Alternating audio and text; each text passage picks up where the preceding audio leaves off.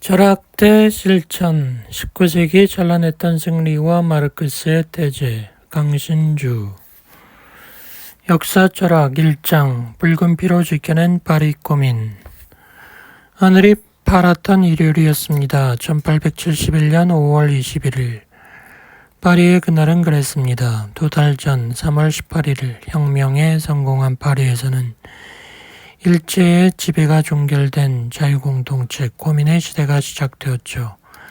그러나 2달은 자유와 평등을 만끽하기에는 짧았습니다. 5월 21일 파란 하늘과 그만큼 파란 이웃들과 즐거운 시간을 보내고 있던 파리 민중들에게는 불안감이 떠나지 않았습니다. 이제 고민의 터전이었던 파리는 티에르 군대에 포위되어 풍전등화의 신세였기 때문이죠. 파리에서 시작되어 프랑스 주요 도시로 확장되었던 민주주의의 열망을 식히는 데 성공한 티에르 정부는 파리의 진주에서 고민을 와해할 시기만을 엿보고 있었죠. 5월 8일 파리 고민에 대한 티에르 정부의 최후 통고가 있은 뒤 이미 고민 군대는 파리 외곽 도처에서 티에르 군대에게 밀리고 있었습니다. 아무리 불안해도 일요일은 일요일이야. 당시 파리 민중들은 이렇게 느꼈을 겁니다. 5월 21일 파리 민중의 봄에 들어온 튠르리 궁전에서 고민을 위해 죽어간 사람들을 위한 음악회가 열렸죠. 공연이 끝난 뒤 연단에 오른 고민군 장교는 연설을 했습니다. 시민 여러분, 티에르는 어제 파리 공격을 호언했습니다. 그러나 그는 오늘 침입하지 않았고 앞으로도 하지 못할 겁니다. 다음 주 일요일에 열릴 음악회에도 참석 바랍니다. 저녁이 되어 귀가하면서 파리 민중들은 즐거워했다고 보입니다. 파리 고민이 무엇일까요? 19세기 독일이 관념 철학의 가능성과 한계를 노정했다면 19세기 영국은 자본주의 체제의 가능성과 한계를 점검하는 시금석이었고 19세기 프랑스는 정치 체제의 가능성과 한계를 보여주었던 전시장이었습니다. 19세기의 영국은 경제, 프랑스는 정치, 독일은 철학을 상징합니다. 마르크스는 차이를 사유하는 데 능숙했던 지성이었습니다. 영국에서 가장 발달한 자본주의 경제를 성찰할 때 마르크스는 프랑스의 정치와 독일의 철학을 이용합니다. 프랑스의 정치를 성찰할 때 그는 영국의 경제와 독일의 철학을 이용합니다. 독일의 철학을 성찰할 때 그는 영국의 경제와 프랑스 정치를 이용합니다. 마르크스의 저서 중 가장 철학적인 책을 본다면 겉보기에 경제를 다루거나 정치를 다루는 책을 보는 것이 바릅니다. 루이 보나파르트의 브리메르 18일은 경제와 철학이란 관점에서 프랑스의 정치를 다룹니다. 당연히 당시 프랑스의 정치적 상황은 마르크스에 의해 풍성하게 해명됩니다. 1871년 파리 고민 이전 프랑스 정치판을 주름잡았던 주요 등장인물은 네 사람의 황제와 네 계급입니다. 나폴레옹 1세라 불리는 나폴레옹 보나파르트, 부르봉가의 샤를 10세, 오르레앙가의 루이 필립 1세, 그리고 나폴레옹의 조카로 나폴레옹 3세라 불리는 루이 나폴레옹 보나파르트입니다. 이어 살펴볼 것은 프랑스 대혁명 이후 프랑스의 정치 상황을 좌지우지했던 네 계급입니다. 프랑스 혁명 이전부터 시골 지역을 중심으로 대립했던 두 계급이 있습니다. 지주와 농민 계급입니다. 18세기 중엽 산업혁명 이후 새롭게 발달한 도시에도 두 계급이 대립하고 있었죠. 자본계급과 노동계급입니다. 그러니까 19세기 프랑스에는 지주계급, 농민계급, 자본계급, 노동계급이 있었습니다. 대도시에는 지주계급 외에도 자본계급도 살게 된 겁니다. 그렇다고 지주계급이 대도시에 살고 있다는 것에 당혹감을 느낄 필요는 없습니다. 토지를 가진 지주들은 부재지주로서 귀족이었기에 대도시에 나와 부와 권력을 자랑하며 살고 있었던 것이니까요. 마르크스는 네 황제와 네 계급이 얽히면서 19세기 프랑스 정치 상황이 돌아가고 있다고 말합니다. 비록 후에 나폴레옹 1세는 황제라는 권력자가 되었지만 나폴레옹 보나파르트는 1789년의 혁명의 정신, 즉 자유평등 박애를 유럽 전역에 의식했죠. 나폴레옹 1세의 덕을 보았던 계급은 농민 계급이었습니다. 자영농을 중심으로 하는 농민 계급이었습니다. 지주와 농민이 법 앞에서 평등하게 되었기 때문이죠. 심지어 나폴레옹 1세는 중세 시절부터 내려오던 농노제도를 폐지하고 정교를 분리해 농민들이 교회 세력으로부터 수탈되는 것을 봉쇄했습니다. 나폴레옹 1세가 자영농 등 노동계급에게 상대적으로 특권을 부여하자 반동으로 지주계급에게 다시 특권을 돌려주려는 움직임이 생깁니다. 이 움직임에 부흥해 황제가 된 사람이 부르봉가의 샤를 10세였죠. 잠시 동안 프랑스는 혁명 이전으로 돌아간 겁니다. 그러나 이미 노동계급은 자유와 평등을 맛본 뒤였죠. 이미 맛을 보았던 노동계급이 샤를 10세 체제에 도전하는 것은 당연했습니다. 1830년 7월 혁명은 이렇게 시작됩니다. 7월 파리 민중봉기로 샤를 10세와 세습귀족 체제가 사라집니다. 그런데 파리 노동계급은 권력을 잡으려 하지 않았습니다. 무주공선에 들어온 계급이 자본가 계급이었죠. 이렇게 대도시에서 세습귀족들과 헤게모니를 다투던 자본계급이 정치권에서 급부상합니다. 이 분위기에 편승해 금융가나 은행가 등 자본계급이 등장하면서 부르봉가를 대신했던 사람이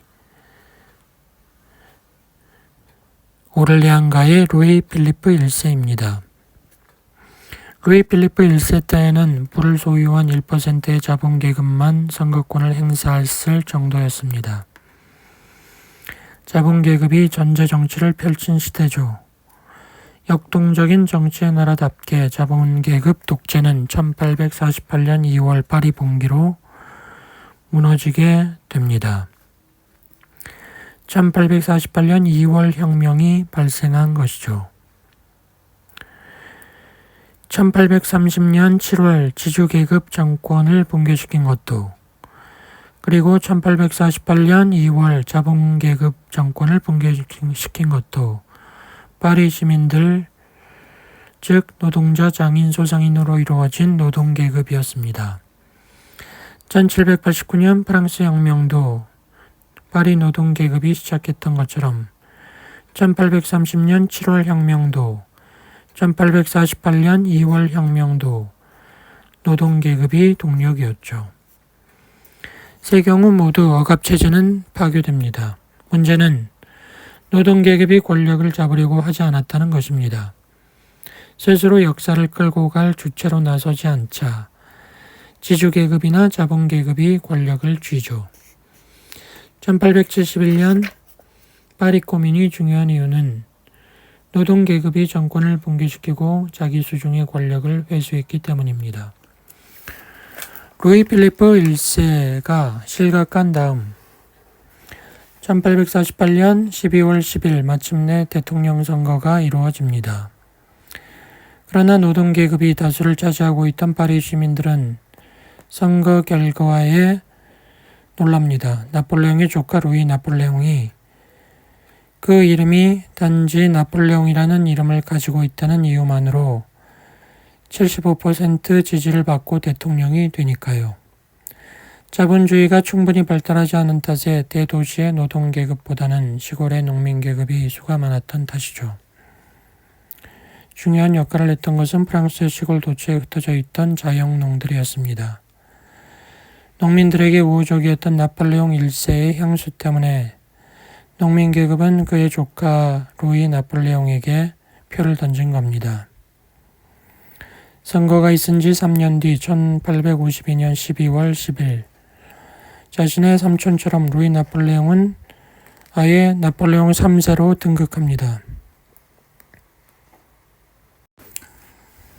나폴레옹 3세가 주도했던 제정은 1870년 9월 4일 붕괴되고 공화주의를 표방하는 임시정부가 수립됩니다. 황제 통치를 반대하는 혁명이 발생한 건 아닙니다. 1870년 8월 19일 나폴레옹 3세가 프러시아에 선전포고를 하면서 일이 발생하죠. 나폴레옹 3세는 프러시아를 제압하리라 믿었지만 당시 프러시아는 급격한 산업화로 군비를 갖춘 데였습니다. 전쟁을 지휘했던 나폴레옹 3세가 같은 해 9월 2일 프러시아군의 포로로 잡힌 것도 이런 이유에서입니다. 황제 권력이 유고 상태에 빠지자 50만 명의 파리 시민이 들고 일어납니다. 그 결과 부르주아 성향의 지도자들을 중심으로 하는 임시정부, 즉 국민방위 정부가 탄생하죠. 이어서 1871년 2월 8일에 국민의회 선거가 열리는데 그 결과가 묘했습니다. 파리, 마르세유, 리옹 등에서는 민중자치와 프러시아와 결사항전을 불사하자는 혁명파가 당선되었지만 대도시를 제외한 프랑스 전역에서는 프러시아보다는 혁명적 민중을 더 두려워했던 보수파들, 심지어 프러시아의 힘을 빌려서라도 민중 힘을 통제해야 한다는 보수파가 당선되니까요. 여기서도 나폴레옹의 조카를 대통령으로 선출했던 농민 계급이 기여를 한 겁니다. 프러시아와의 전쟁도 그렇지만 노동계급이나 혁명파가 득세하는 것도 자기가 소유한 땅이나 생업에 장애가 되리라고 자영농들은 판단했던 겁니다. 파리가 프러시아와의 전쟁 한복판에 있었기 때문에 임시로 보르도에 자리를 잡았던 국민의회가 2월 17일 행정장관으로 초대한 인물이 티에르입니다. 국민의회를 장악했던 보수파는 그를 파리를 장악하고 있던 노동계급을 괴멸시킬 사람으로 선택한 것입니다. 1871년 2월 26일 국민의회는 베르사유에서 프러시아와 강화 조약을 체결합니다. 1870년 9월 19일부터 프러시아군의 포위에 맞서 농성 중이었던 파리 시민들은 티에르 정부로부터 뒤통수를 맞은 셈이죠. 그러나 아직 파리 시민 중 그 누구도 프러시아와의 강화 조약이 비극의 서막임을 눈치채지 못했죠. 1971년 3월 10일 국민의회는 티에르의 제안으로 프랑스의 수도를 베르사유로 정합니다. 파리 시민들과 혁명파에 대한 선전포고죠. 이어서 3월 15일 티에르는 국민의회가 있던 보르도를 떠나 파리로 들어오고 파리에 있던 외무부 건물을 임시청사로 정하게 됩니다. 이때까지만 해도 선거와 투표로 선출된 지도부였기에 파리 시민도 티에르와 그 강요들을 거부하지 않았죠. 이런 틈을 타 3월 18일 티에르 정부는 프러시아에 맞서 파리를 사수하던 민중자치부대, 즉 국민방위대를 무장해제하려는 작전을 개시합니다. 다행스럽게도 파리 시민들의 저항으로 티에르의 작전은 실패하고 오히려 티에르 정부는 파리를 떠나 베르사유로 도망갑니다. 이후 바로 파리 시민들은 국민방위대와 함께 파리를 장악합니다. 파리 꼬민의 시대가 바로 이렇게 시작되죠. 파리 시민의 주류였던 노동계급은 아무도 자신들을 대표하지 않게 스스로를 대표하는 자유로운 공동체를 만듭니다. 그러나 티에르 정부는 힘이 있었죠. 프러시아군의 후원을 받을 뿐 아니라 파리를 제외한 전체 프랑스를 장악하고 있었죠. 3월 18일 시작된 파리코민의 화려한 시절은 아슬아슬하게 지속됩니다. 그러나 파리 시민들은 불길한 예감을 갖고 있었죠. 피바람이 불어오기 직전에 스산함 속에서 파리 시민이라면 그리워했던 한 인물이 있었습니다. 블랑카입니다. 고민 지도부의 우유부단함과 그들의 현실 감각 결여가 분명해질수록 블랑키에 대한 고민 구성원들의 그리움은 깊어갔습니다. 블랑키를 따르던 블랑키주의자들이 무정부주의자들이나 아니면 마르크스주의자들과 함께 고민 지도부에서 나름 활약을 하고는 있었지만 그 추종자들이 아무리 많아도 블랑키를 대신할 수 없었죠. 블랑키는 1848년 2월 혁명을 이끌었던 베테랑 혁명가였죠. 블랑키는 어디 있었을까요? 3월 18일 티에르는 파리의 민주적 열망을 좌절시키려는 작전을 개시했고 이것이 실패하면서 파리 코민 시대가 열리지만 티에르는 파리를 시민들로부터 되찾는 작전을 시도하기 전날, 그러니까 1871년 3월 17일 블랑키를 체포합니다. 티에르도 알고 있었던 겁니다. 만약 블랑키가 파리 시민을 이끌게 된다면 시민들로부터 권력을 되찾으려는 작전이 무산될 위험에 있다는 것을요. 19세기 프랑스에서 발생했던 모든 혁명에 직간접적으로 등장하는 인물이 블랑키입니다. 그는 평생 노동계급 편에 서서 억압이 없는 사회를 모색했죠.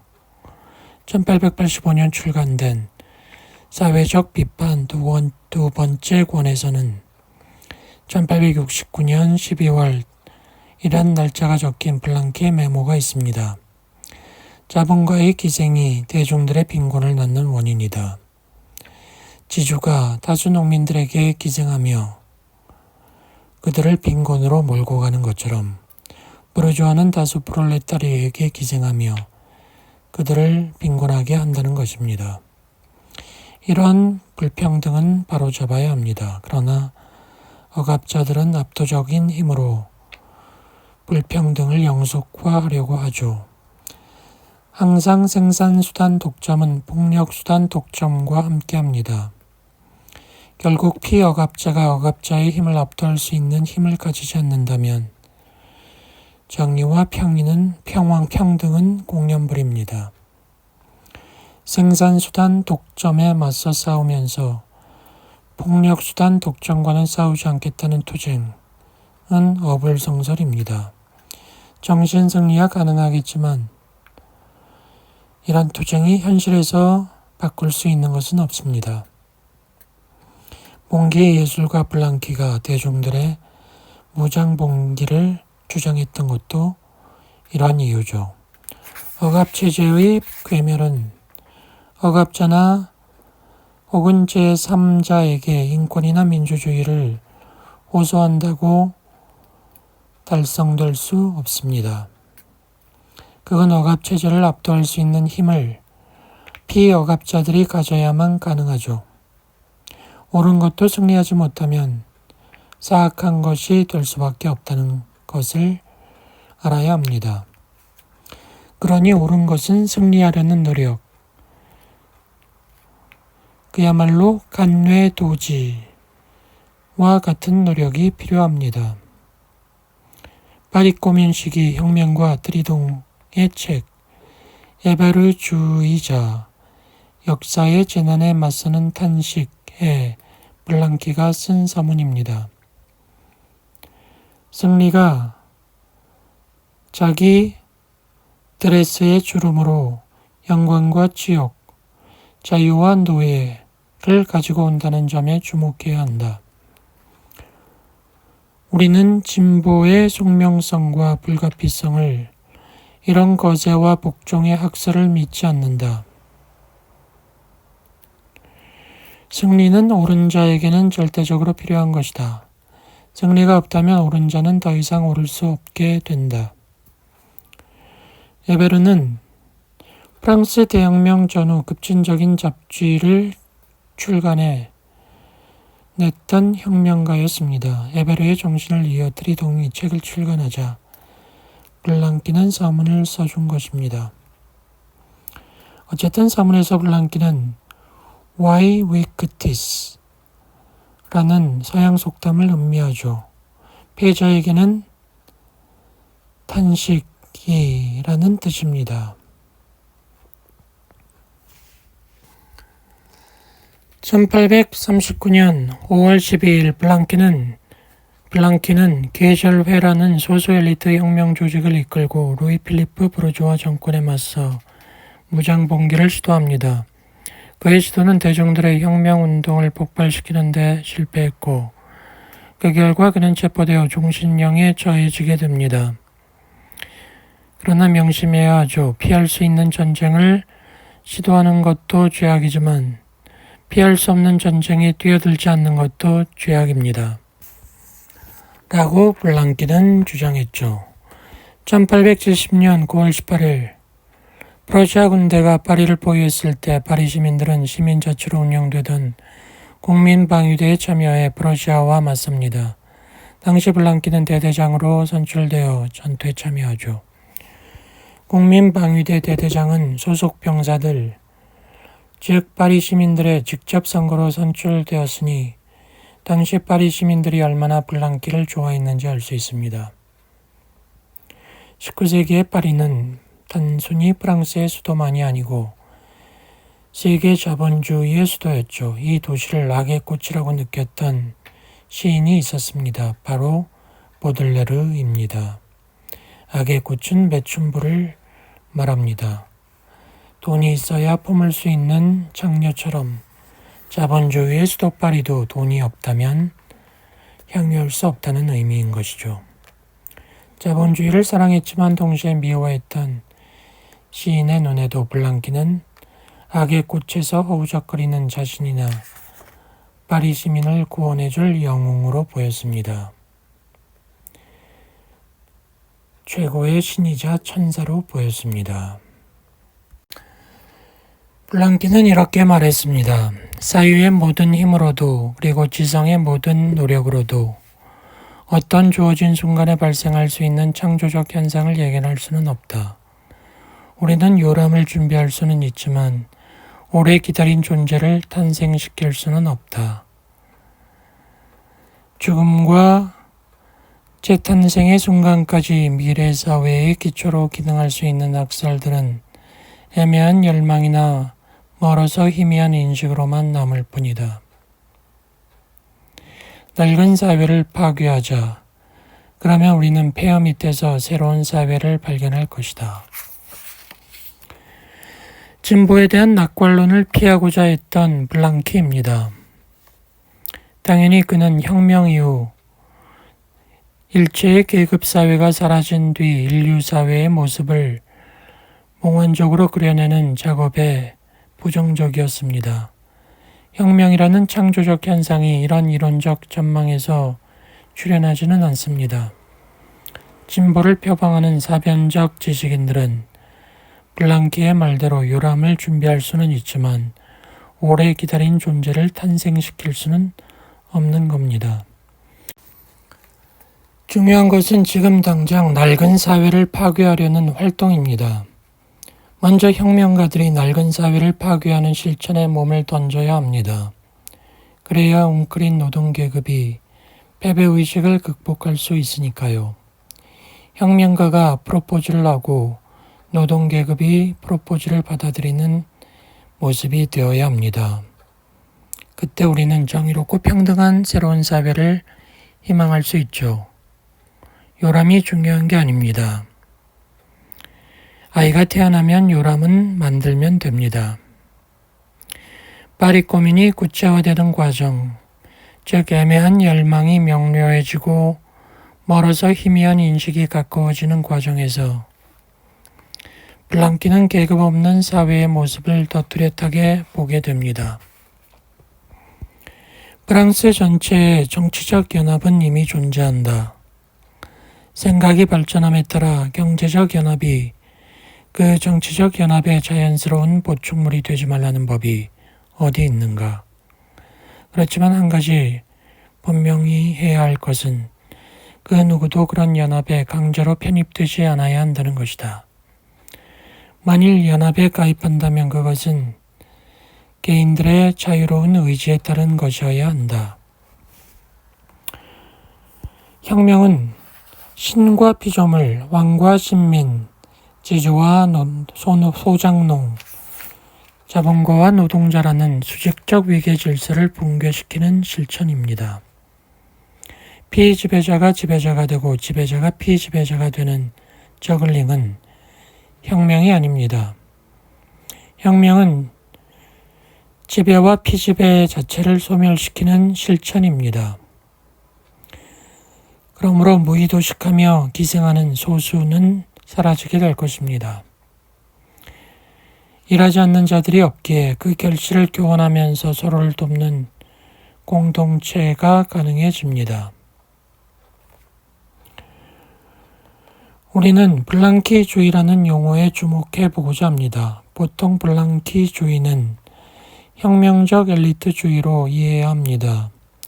대중들이 자발성을 부정하고 그들을 자신이 원하는 방향으로 이끌려는 혁명 지도자가 있다면 블랑키주의자라고 조롱하게 되죠.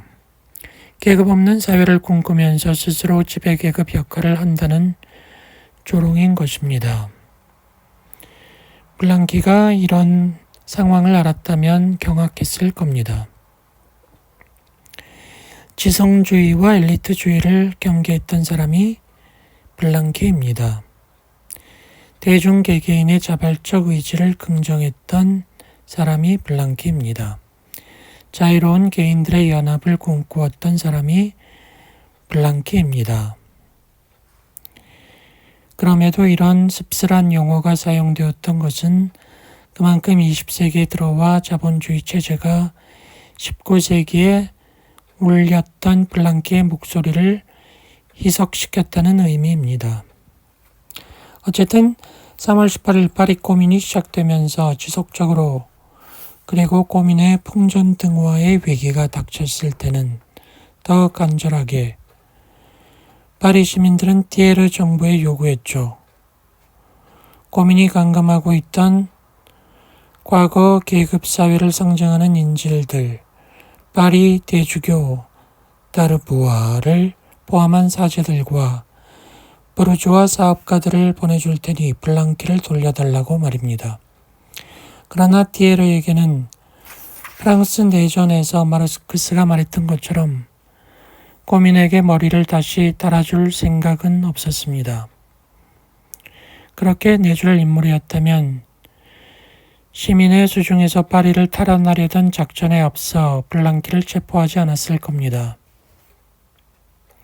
블랑키가 부자한 상태에서 파리 코민이 탄생한 지 65일이 되는 날, 그러니까 5월 21일 일요일 튜일리 궁전에서 열린 파리 시민들의 축제는 마지막 만찬이었습니다. 한낮 축제의 여흥이 채 가시기도 전 5월 21일 밤 마침내 티에르 정부에 12만 명의 군대가 진입합니다. 이보다 비극적인 날도 역사상 많지 않을 겁니다. 처참했던 피해 주간이 펼쳐집니다. 그 피해 주간은 티에르 군대 사령관이 5월 27일 내놓은 포고문으로 막을 내리게 됩니다. 파리 주민 여러분, 프랑스 군대는 여러분을 구하러 왔습니다.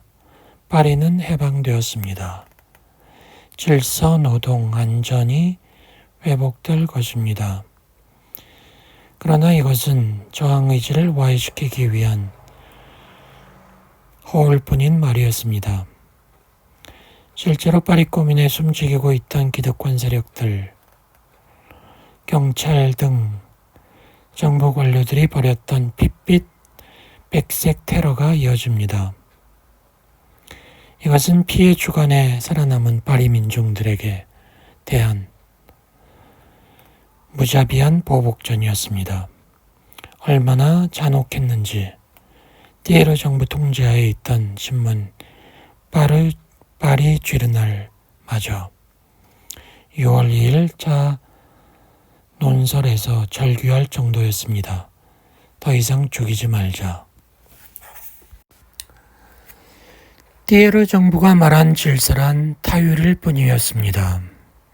노동이란 생산수단이 없어서 노동력을 파는 임금 노동일 뿐이었고 안전이란 공권력에 의한 치안일 뿐이었습니다. 파리 민중들은 경험했던 겁니다. 파리 고민에서 질서는 자치였고 노동은 자율적 노동이었고 안전은 자유로운 연대였다는 것을요. 그러니 파리 고민은 목숨을 걸 만한 가치가 있었던 겁니다. 고민을 괴멸한 뒤 티에르 정부는 피해 주간 동안 군대가 873명의 전사자를 냈다고 발표했습니다. 그렇지만 고민 정규군의 핵심이었던 국민방위대 그리고 고민하르라고 불렸던 고민 지지자들이 얼마나 죽었는지 모릅니다. 증언에 따르면 피해 주간 동안에만 1만 5천 명에서 2만 명이 죽었죠. 승자가 티에르 정부이고 이를 계승한 것이 프랑스 공화국이니 정확한 진상은 모릅니다. 피해 주간에 얼마나 많이 죽었는지 알 수 없어도 안타까워할 필요는 없습니다. 사태의 진실은 왜곡될 수가 없죠. 문학가와 작품이 있기 때문이죠. 체제 중심의 역사도 있지만 인간 중심의 역사도 있는 법입니다. 1872년 출간된 빅토르 위고의 작은 시집 끔찍한 해가 생각납니다. 1862년에 출간된 걸작 레미제라블로 유명한 위고는 줄의 문단과는 대조적으로 고민과 함께 울고 웃었습니다. 1871년 3월 18일 혁명이 성공하자 시민자치군대였던 국민방위대가 파리 질서를 유지했습니다. 그렇지만 국민방위대의 최고 의사결정기구였던 국민방위대 중앙위원회는 자신들이 갖고 있던 권력을 파리 시민들에게 되돌려 주려고 합니다. 고민의회 선거를 3월 26일에 하겠다고 한 것입니다. 대대장을 병사들의 선거로 뽑았던 민주군대였기에 가능했던 결정이었습니다. 선거에 앞서 29 공화주의 중앙위원회 줄여서 중앙위원회도 앞으로 있을 파리 고민 시대의 성격과 방향을 파리 선거민들에게 알려주는 3개의 선언을 발표합니다. 여기서 29는 파리를 구성하는 전체 20개의 구역을 말합니다. 여기서 우리는 공직자 소환제, 국민방위대의 자치, 상비군의 폐지를 주목해야 합니다. 공직자 소환제는 정치수단의 독점을 막는 장치입니다. 민주주의적인 선거로 지휘관을 뽑는 국민방위대는 폭력수단의 독점을 막는 장치입니다. 상비군의 폐지가 상명하복의 논리로 최고 권력자에게 폭력수단이 집중되는 것을 막는 조치라면 국민방위대를 유지하겠다는 것은 폭력수단을 공동체 전체가 관리하겠다는 의지의 표현이죠. 얼마나 파리 고민이 혁명적이었는지 분명합니다. 군대를 시민들이 자치로 운영해서 상비군을 폐지한다면 부당한 권력의 명령으로 군대가 동료 시민들을 학살하는 일은 불가능해집니다. 더 나아가 권력에 의한 군비 확충이나 부당한 전쟁 수행도 불가능하게 됩니다. 제정신을 가진 시민이라면 누가 전쟁을 긍정하겠습니까? 실제로 역사를 돌아보면 대규모 전쟁은 권력자나 기득권자들의 이해관계 때문에 벌어졌습니다. 국민방위대 자치와 상비군 폐지는 국가기구가 질서라는 이름으로 민주주의를 망치는 것을 막게 됩니다. 정치수단의 독점이나 폭력수단의 독점을 막으려고 했던 것과 마찬가지로 생산수단의 독점도 막으려고 했습니다. 파리 시민의 주류가 노동계급이었으니 당연한 말입니다. 그것은 바로 생산자에 의한 생산수단의 소유라는 정책입니다. 산업시설의 설치, 원자재 구입, 생산품의 결정, 그 결실의 분배 등등을 노동자들이 수행하는 것입니다. 이렇게 되었을 때 돈을 벌려고 자신이 원하지 않던 노동에 종사하는 노동 소외 현상도 사라지게 됩니다. 이러한 정책들 때문에 단명했던 정부 파리 고민을 미래에 도래할 이상적 사회의 전범이라고 마르크스가 말한 것입니다. 피주간을 거쳐 파리 고민이 괴멸된 다음 날, 그러니까 1871년 5월 30일 당시 런던에 있던 마르크스는 고민 전사들의 죽음에 찢어지는 마음을 부여잡고 냉철한 마음으로 그들 파리의 전사들이 이루고자 했던 것을 알리는 불후의 명저 초고를 완성합니다. 프랑스 내전이 그것입니다. 1871년 5월 27일 파리 고민의 마지막 날이 다가왔습니다. 디에르 군대는 바리케이트를 돌파해 고민의 터전 파리 전체를 점령하기 직전이었죠. 그렇지만 고민 전사들은 디에르 군대에게 항복할 생각이 없었죠. 디에르 군대에 항복하는 것은 고민의 자유정신을 배신하는 행위이기 때문이죠. 자유를 되찾은 사람에게 항복은 죽음보다 끔찍하죠. 그것은 생명만 유지한 채 노예로 산다는 걸 의미하니까요. 자유인은 죽을지언정 타인의 위력에 숙이지 않습니다. 그래서 마지막 남은 고민 전사들은 고민이 영원히 위대해지는 길을 걸으리라 다짐한 것입니다. 고민은 오늘 5월 27일 괴멸될 수도 있지만 그것은 고민이 약해서가 아니라 그걸 지키는 전사들이 약했기 때문이라는 걸 보여준 것이죠. 이제 파리는 디에르 군대에게 장악되었고 고민 전사 200여 명은 페르 라시에르 공동 묘지 안에 모여듭니다. 묘지 입구를 막고서 묘지 안에 있던 묘석을 어무물로 삼아 결전을 준비하고 있었죠. 해가 질 무렵 저녁 6시쯤 디에르 군대는 대포로 묘지 입구를 부수고 묘지로 진입하면서 백병전이 벌어집니다. 이 와중에 147명의 고민 전사들이 무장 해제됩니다. 그들을 묘지벽, 지금은 고민나르의 벽이나 연맹병의 벽이라 불리는 벽에 세워놓고 죽입니다. 죽음으로써 고민을 영원하게 만들 수 있다는 고민 전사들의 판단은 옳았습니다. 지금도 고민을 꿈꾸는 민주주의자들과 인문주의자들은 매년 5월 27일 탄원이 남아있는 벽 앞에 승리의 화환을 바치고 있습니다. 심지어 1940에서 44년까지 나치가 프랑스를 지배했을 때에도 화환이 끊겨졌던 일은 없었다고 합니다. 또 기억할 것은 파리 고민이 기다렸던 블랑키도 페르라시에즈 공동묘지에 마지막 전사들을 찾아오게 된다는 사실입니다. 1881년 1월 1일 사망한 블랑키의 시신이 10만 명 파리 시민의 애도 속에서 이 묘지에 안장됩니다. 147명의 고민 전사들에게 그들의 대장이 돌아온 것입니다. 1879년 4월 20일 블랑키는 보르도를 대표하는 국회의원으로 옥중 당선됩니다. 그러니까 프랑스 민중들은 블랑키를 잊지 않았던 것입니다.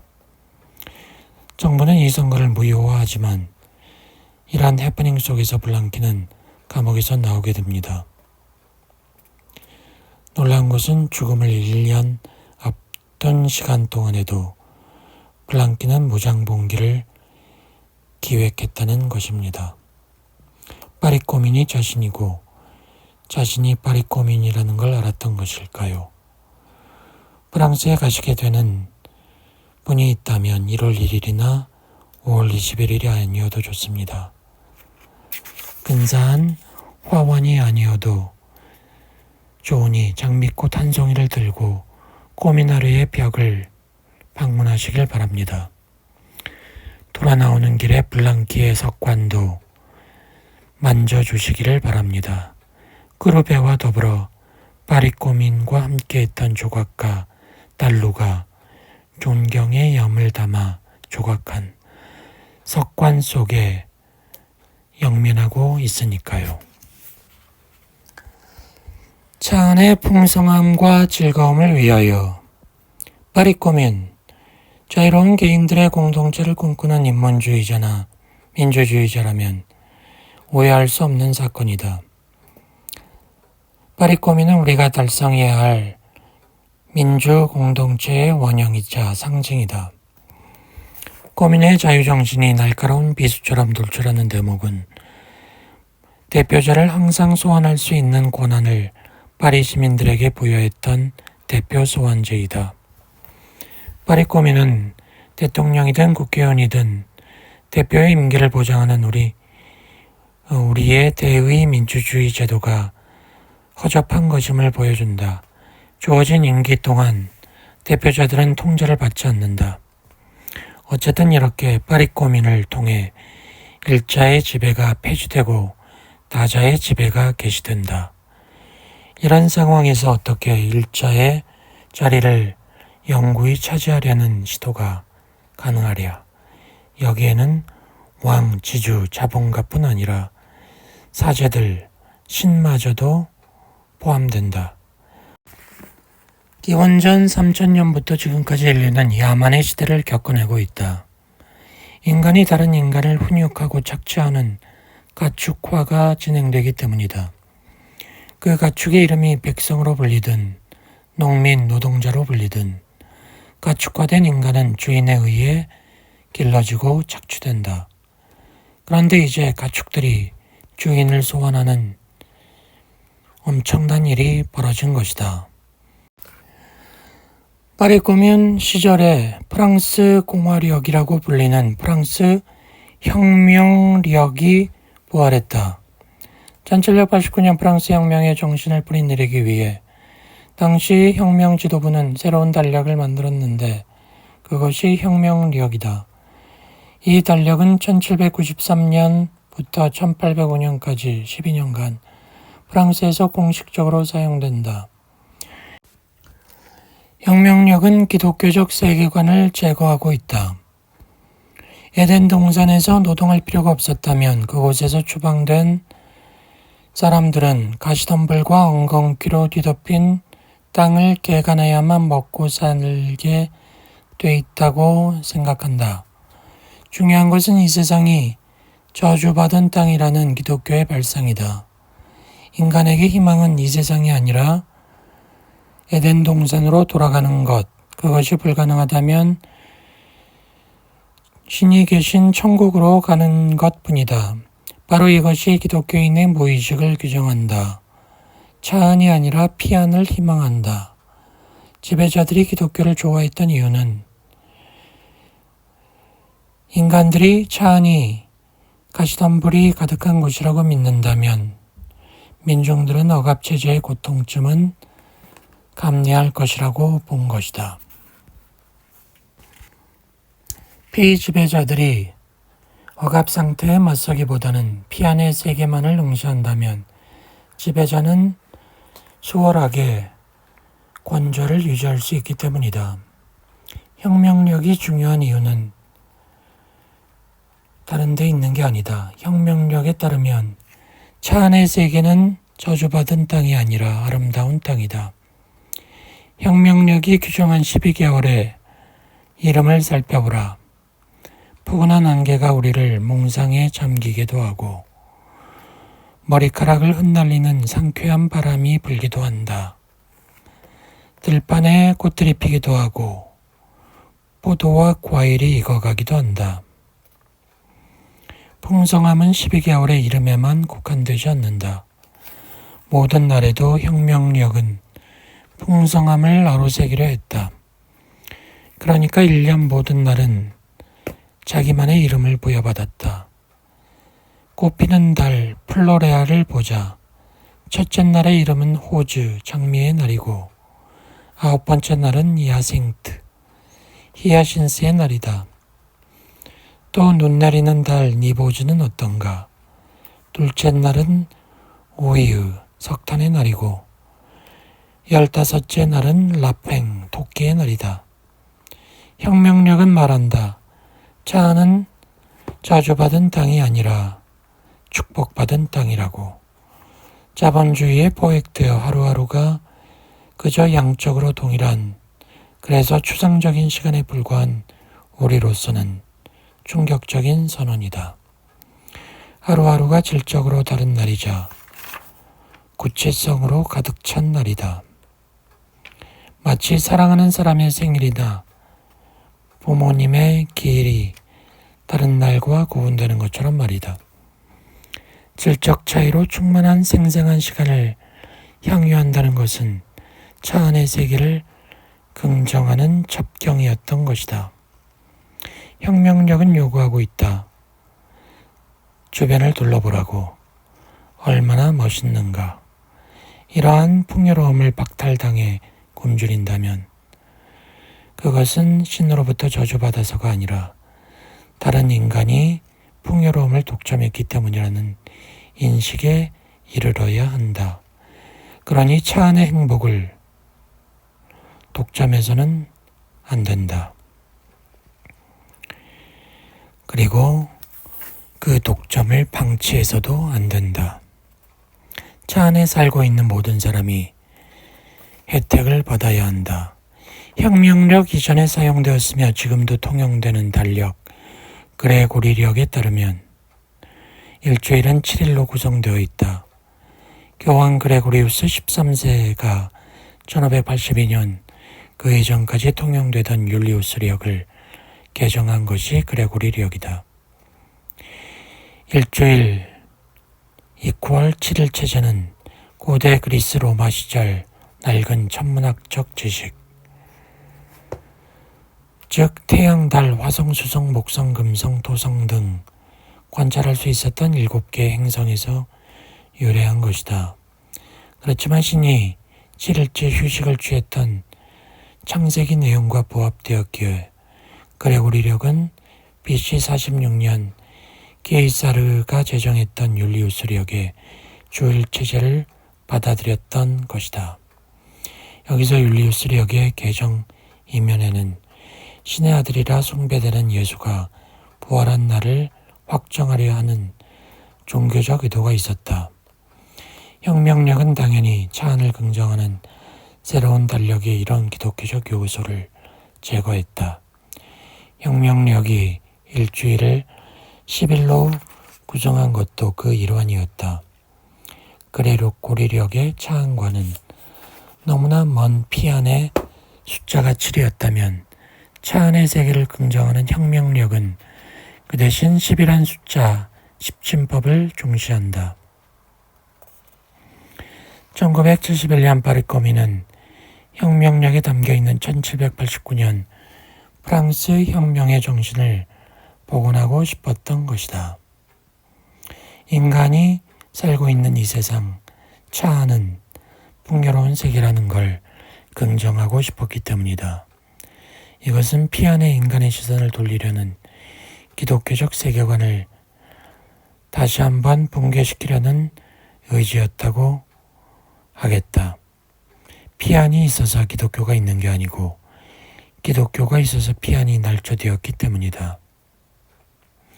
차안만이 뜨겁게 살아내야 할 유일한 세계라는 걸 알아야 착취가 사라진 공동체를 꿈꿀 수 있는 것이다. 다수에 대한 소수의 지배를 이데올로기적으로 정당화하는 기독교와 사제들, 폭력수단과 정치수단 독점으로 다수를 억압하는 국가기구와 통치자들, 생산수단 독점으로 다수를 착취하는 자본주의와 자본가들은 억압체제의 삼위일체이다.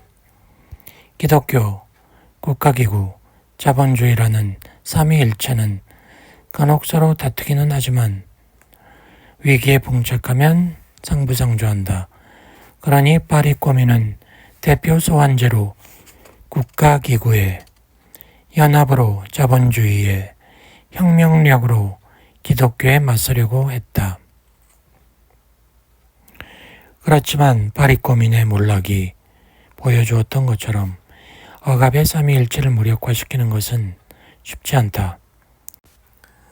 우리는 머리세기로 이루어진 억압체계를 제대로 볼 수 있는 지성, 나아가 어느 머리부터 공격할지를 결정하는 뜨거운 현실 감각이 필요하다.